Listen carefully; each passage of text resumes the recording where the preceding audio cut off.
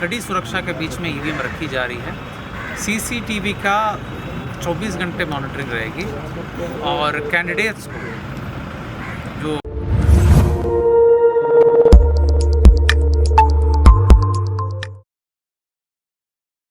नमस्कार, आप देख रहे हैं SSR2। मैं देवेंद्र सिंह लड्डू। पटना जिला का 14 विधानसभा क्षेत्र का जो वोटिंग का दौर था वो 6 नवंबर 2025 को शाम संपन्न हुआ है। शांति व्यवस्था और प्रशासन, अगर सुरक्षा व्यवस्था देखिएगा तो चाक चौबंद था, पैनी नज़र दे। किसी भी तरह का कोई अप्रिय घटना का सूचना यही कहीं हुआ था। चूँकि अब जो मतपेट जो मुख्य रूप से कहा जाता है कि उस भाग का जो फैसला होने वाला है वो परीक्षा जो ब्रजगृह है उस भवन में सुरक्षित रख दिया गया है। 24 घंटा एकदम तत्पर रहेगी सुरक्षा व्यवस्था। इस बीच जिला निर्वाचन पदाधिकारी सह पटना के जिलाधिकारी डॉक्टर त्यागराजन SM कुछ बातें बोले हैं प्रेस द्वारा।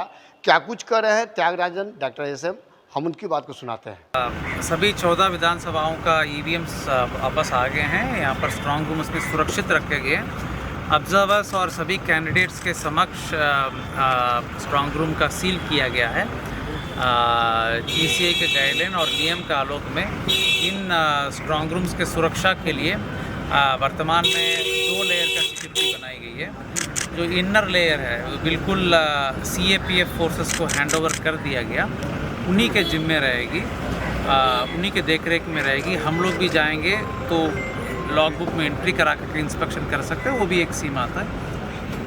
और कड़ी सुरक्षा के बीच में रहेगी। CAPF की जो फर्स्ट लेयर है वो अच्छी और मतलब ट्रेंड सुरक्षा, अच्छी सुरक्षा देंगे। इसके अतिरिक्त एक और लेयर जो है वो बिहार स्टेट आर्म्ड पुलिस का रहेगी, तो ये पर्याप्त जवान रहेंगे। और सेकंड लेयर का बैरिकेडिंग कराया गया है। उसके अंदर भी किसी का अनाधिकृत अनुमति नहीं दी जाएगी। और काउंटिंग का दिन 3rd लेयर सृजित होता है, जो 100 मीटर बाहर गेट के बाहर वो पेडेस्ट्रियन जोन रहता है। काउंटिंग का दिन के लिए व्यवस्था रहेगी, लेकिन तत्काल कड़ी सुरक्षा के बीच में ईवीएम रखी जा रही है।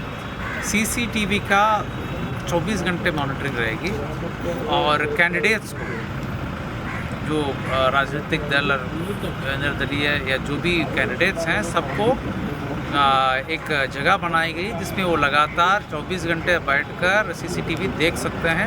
स्ट्रांग रूम के जो दरवाजे जहाँ क्लोज किया गया है, कॉरिडोर और सभी जगह 24 घंटे देख सकते हैं काउंटिंग तक। ये पूरी व्यवस्था दी गई, पूरी पारदर्शिता और सख्त सुरक्षा के बीच में EVM का संचालन किया जा रहा है। और काउंटिंग के दिन यहाँ पे किस तरीके से व्यवस्था रहेगी? काउंटिंग का दिन पूरी जांच और पूरी फ्रिस्किंग के बाद काउंटिंग एजेंट्स को अंदर छोड़ा जाएगा। काउंटिंग पर्सनल को भी जांच के बाद छोड़ा जाएगा अंदर। काउंटिंग एजेंट्स जो है हर कैंडिडेट के लिए नियमित होते हैं और उनके समक्ष पारदर्शी तरीके से काउंटिंग किया जाएगा। बाद में हम लोग उसको अलग से गाइडलाइन से उसके तहत सुरक्षा दिया जा रहा है। इसके अतिरिक्त जो जिला पुलिस है उसके द्वारा बाहर सेकंड भी रहेगी और टोल वगैरह भी चलेगा। कहीं से कोई विधि व्यवस्था की समस्या उत्पन्न नहीं होगी। कॉलेज और आसपास चारों ओर कलकत्ते और बाकी बोरिंग रोड से लेकर इस तरीके से इसको इस तरह से किया जाएगा कि ना तो यहाँ पे कोई समस्या उत्पन्न हो और ना ही पब्लिक को कोई इनकन्वीनियंस हो।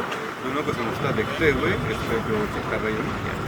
ये थे डॉक्टर त्यागराजन SM और तमाम चीज़ों से अवगत करवाए हैं कि किस तरह उस ब्रजगृह में रखा गया है सुरक्षित रूप से और पैनी नज़र है, चारों तरफ सुरक्षा व्यवस्था है। स्ट्रॉन्ग रूम जैसे कि जो कोहिनूर का जो हीरा रहता है, किस तरह 24 घंटा सुरक्षा व्यवस्था रहता है, पैनी नज़र रहती है, उस तरह का है। खुद DM साहब बतला रहे हैं कि अगर उनको भी अगर जाना रहेगा स्ट्रॉन्ग रूम के पास जहाँ पर मतपेटी है तो वहाँ भी उनको एंट्री रजिस्टर में कराया जाएगा। अब समझ सकते हैं कितनी सुरक्षा व्यवस्था टाइट है और केंद्रीय पुलिस बल की तैनाती है। चूँकि प्रत्याशियों लोग का शिकायत रहता है किसी भी राजनीतिक प्रत्याशियों का कि जो पेटी है, मत पेटी है, कभी हेर फेर होता है, उसकी शिकायत बहुत पहले भी आ चुका है। इस बार उन राजनीतिक प्रत्याशियों के लिए विशेष रूप से व्यवस्था किया गया है, जगह दिया गया है और वहाँ पे सीसीटीवी कैमरा एक पैनी नज़र रहती है और तीसरी आंखें, क्योंकि 24 घंटा उनके प्रत्याशी रह सकते हैं, कड़ी निगरानी कर सकते हैं ताकि उनको ये समझ में आए कि यहाँ पर सुरक्षा व्यवस्था बिल्कुल सुनिश्चित है और किसी तरह का कोई गुंजाइश नहीं है।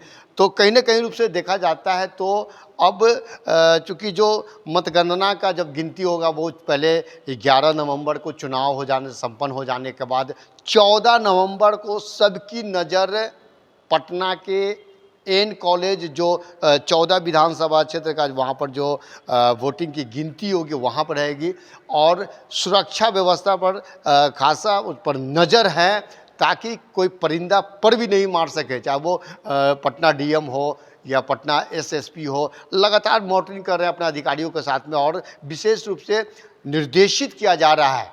SSR 2 आप देखते रहिए, लाइक कीजिए। जय हिंद।